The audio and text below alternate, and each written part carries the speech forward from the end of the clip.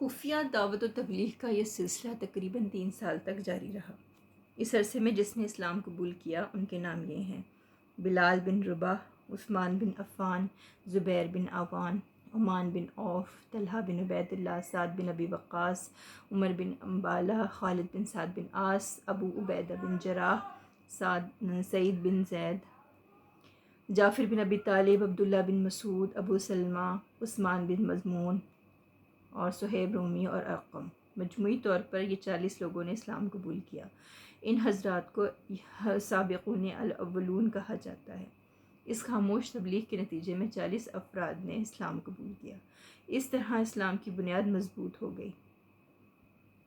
یا ایھا المدثر کی پہلی 2 آیات نازل ہوتی ہیں، جس میں آپ صلی اللہ علیہ وسلم کو اس عظیم کام کے لیے اٹھنے اور نیند کو چھوڑ کر کوشش، مشقت اور جہاد کے میدان میں آنے کے لیے کہا گیا۔ اپنا گرم بستر چھوڑ دیں۔ آپ کو راحت سے اب کیا مطلب؟ اٹھ جائیے، جدوجہد اور مشقت آپ کا آگے مقدر بننے والی ہے۔ اب نیند اور فاقت کا وقت گزر گیا، اس کام کے لیے تیار ہو جائیے۔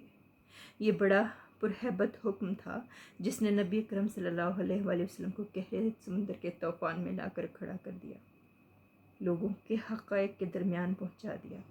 پھر رسول اللہ صلی اللہ علیہ وآلہ وسلم اٹھ کھڑے ہوئے اور ایسے اٹھے کہ تقریباً 20 سال تک اٹھے رہے۔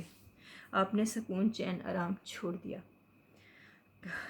کام اللہ کی طرف دعوت اور تبلیغ تھی۔ آپ نے یہ ذمہ داری 20 سال اٹھائی رکھی، جس کو خوش اسلوبی سے نبھایا، اور اس پورے عرصے میں آپ صلی اللہ علیہ وآلہ وسلم نے وہ بھی آسمانی آواز سنی اور یہ ذمہ داری پائی۔ آپ کو ایک حالت سے دوسری حالت غافل نہ کر سکی۔ اللہ آپ کو ہماری طرف اور ساری انسانیت کی طرف سے بہترین اجر عطا فرمائے، آمین۔ پھر حکم آیا کہ اے نبی صلی اللہ علیہ وآلہ وسلم، جس بات کا آپ صلی اللہ علیہ وسلم کو حکم دیا گیا اس کو صاف صاف اعلان کر دیجئے اور مشرکین سے رخ پھیر لیجئے، اور سب سے پہلے اپنے عزیزوں کو حق کی طرف بلائیں۔ جو پیروی کرے اس کے ساتھ نرمی اور شفقت کا معاملہ فرمائے۔ جب آپ کو عام دعوت دینے کا حکم دیا گیا اور یہ ہدایت نازل ہوئی کہ آپ اپنے قریب ترین عزیزوں کو سب سے پہلے دعوت اسلام دیں، تو آپ نے صبح سویرے کوہ صفا پر چڑھ کر بلند آواز میں پکارا، یا صباح! عرب میں یہ صدا وہ لگاتا کہ کسی دشمن کا حملہ آور جو ہے اس کا بتایا جاتا تھا۔ لوگوں نے پوچھا، کون پکار رہا ہے؟ بتایا گیا یہ محمد صلی اللہ علیہ وآلہ وسلم کی آواز ہے۔ اس پر قریش کے سبھی لوگ آپ کی طرف دوڑ پڑے۔ جو خود آ سکتا تھا خود آیا، جو کسی کو بھیج سکتا تھا اس نے کسی کو بھیجا، اور جب سب آ گئے تو آپ صلی اللہ علیہ وآلہ وسلم نے سب کا نام لے کر پکارا، سب قبیلوں کے نام پکارے، اور کہا اگر میں تمہیں یہ کہوں کہ اس پہاڑ کے پیچھے کوئی لشکر حملہ آور ہونے والا ہے تو کیا مان لو گے؟ سب نے یک زبان ہو کر کہا ہاں بالکل مان لیں گے۔ تو آپ نے فرمایا میں تمہیں ایک سخت عذاب سے پہلے خبردار کرنے کے لیے بھیجا گیا ہوں۔